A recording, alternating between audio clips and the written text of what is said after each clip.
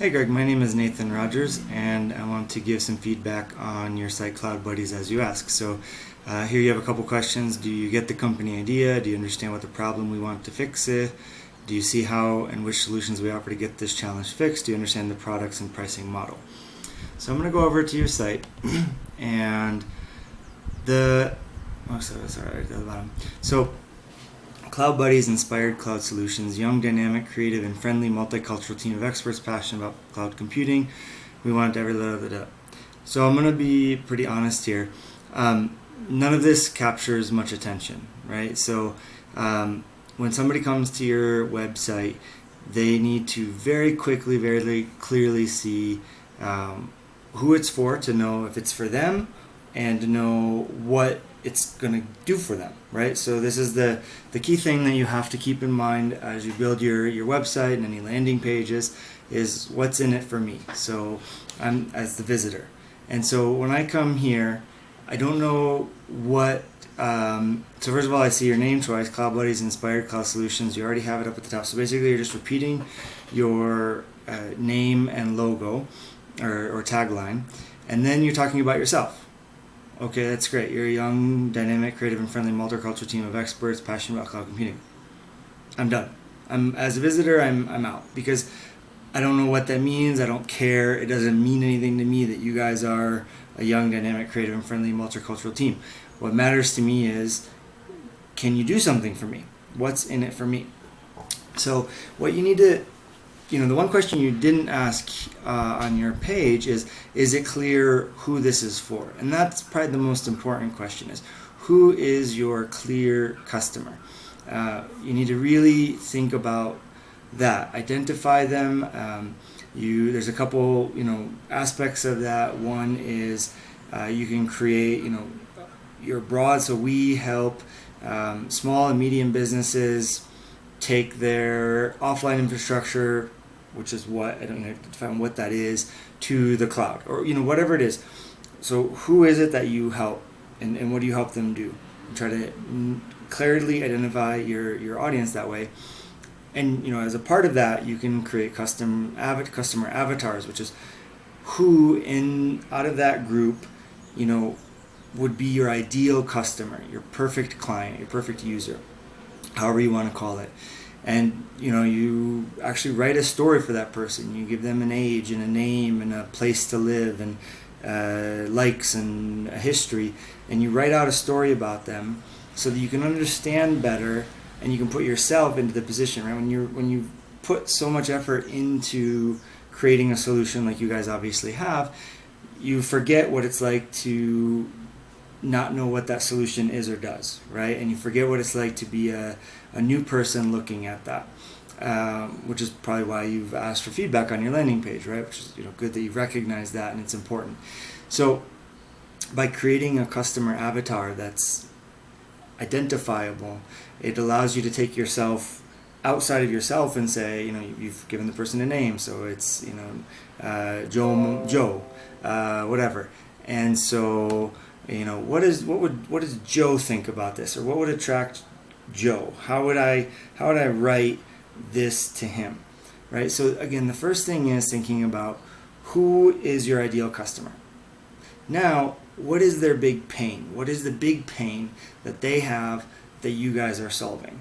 And so your first message here needs to be something related to that, something that is going to attract your ideal customer by speaking to a pain and or the solution to that pain, that you have. So again, because I'm not quite clear on what you do, so it delivers cloud landing zones, member account baseline, cloud resources, and application stacks, reducing cloud journey time. So I'm clearly not your ideal customer, because none of that is clear to me. Like I know quite a bit about software and SaaS. This is the area that I'm working in. I'm working with a lot of SaaS companies, but none of that means anything to me. It's like it's all technobabble, right? And that's one thing you want to try to avoid, especially at this stage. And you want to try to avoid all of those things that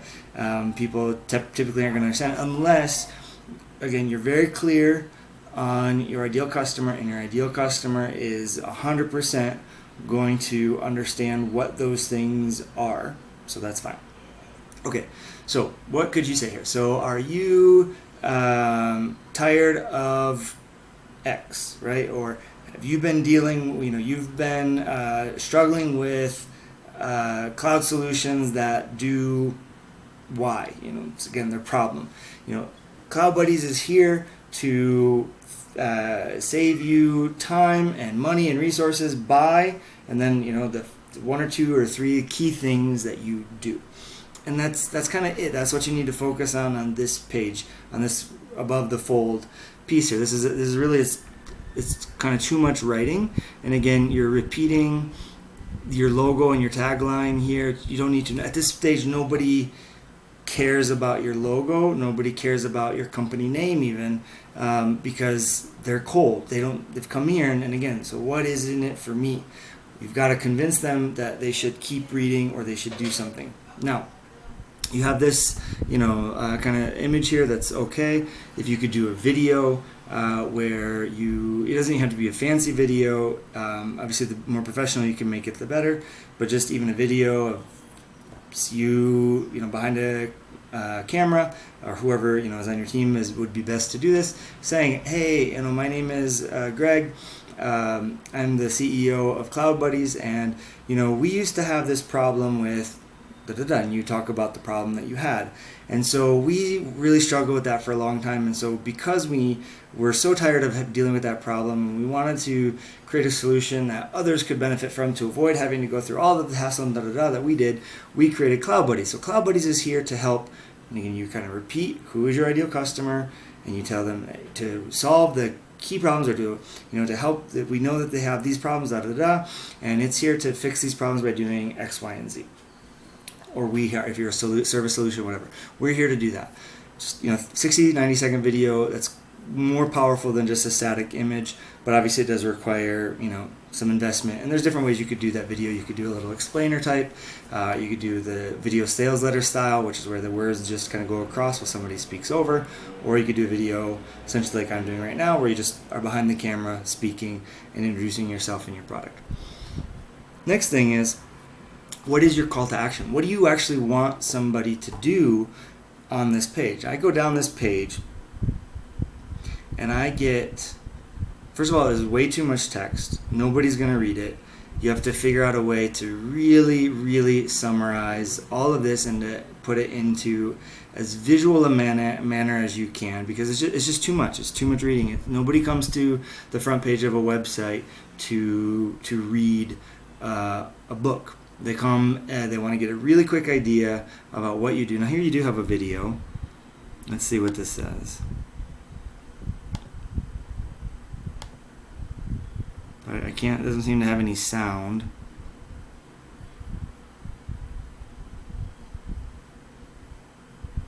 So you have a video here but no sound, as far as I can tell. The sound is on my computer. So that doesn't really do much. It's just a short video. Would be better to be, and it's a YouTube video, so it gives the impression that it's going to be a video when actually it's just more like a GIF. So I would recreate it and install it as just a GIF that repeats, or put in some, make it a proper video, put in some voiceover and actually explain what you're doing. All right, there are many cloud providers today. New cloud technology are frequently getting added to their arsenal. Instead of becoming simple and more approachable, they become more and more complex. Real time-consuming tasks. Crucial choice with enhanced in-house skills. So you've got to shorten that and just get right to the point. Archie, a multi-cloud deployment as a service platform. We're going to build their cloud.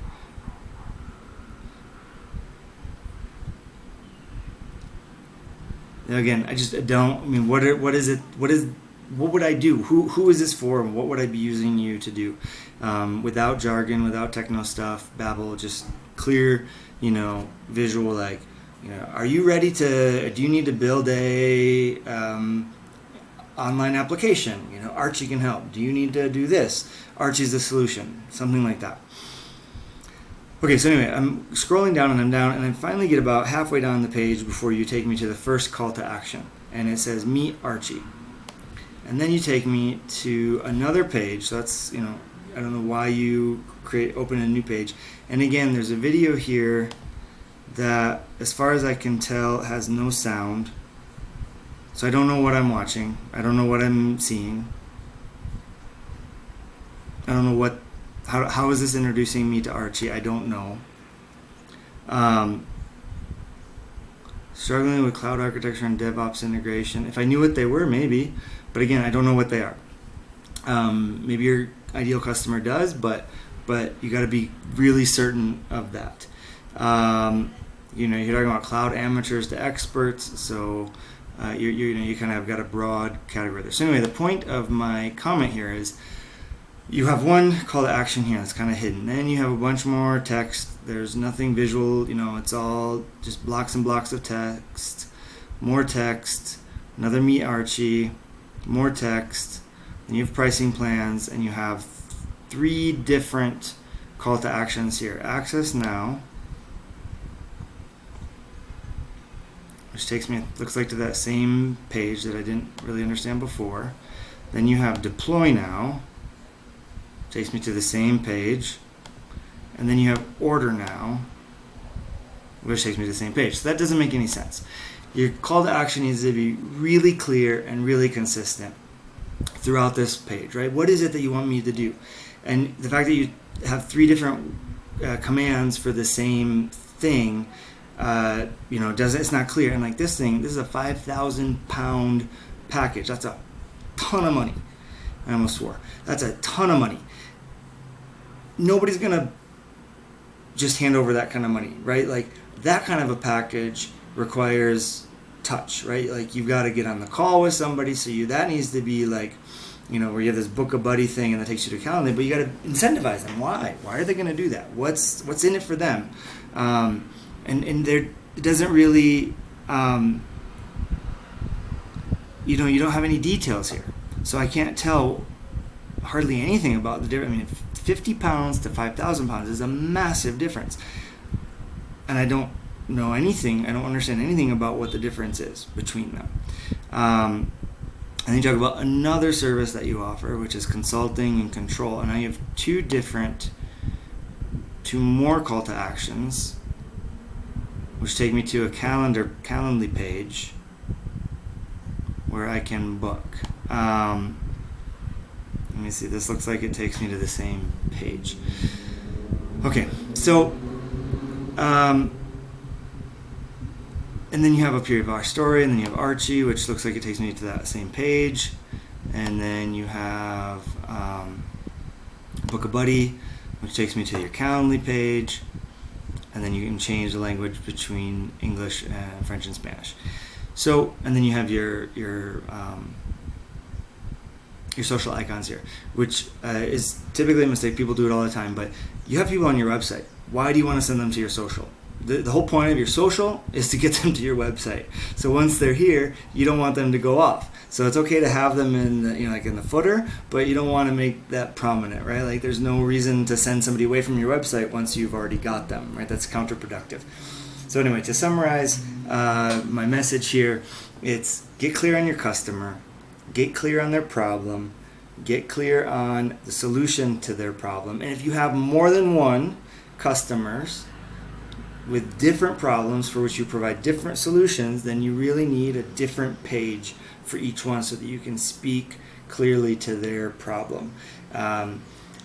This page needs to be a lot less text, a lot more focused on getting the core message across to your ideal customer about how you know what they have as a pain and how you're going to provide the perfect solution, and that they should do something to find out more.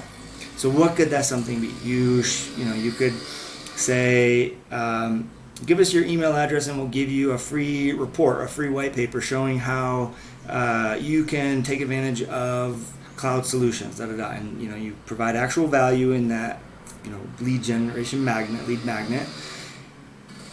And then you get their email and you follow up with email marketing.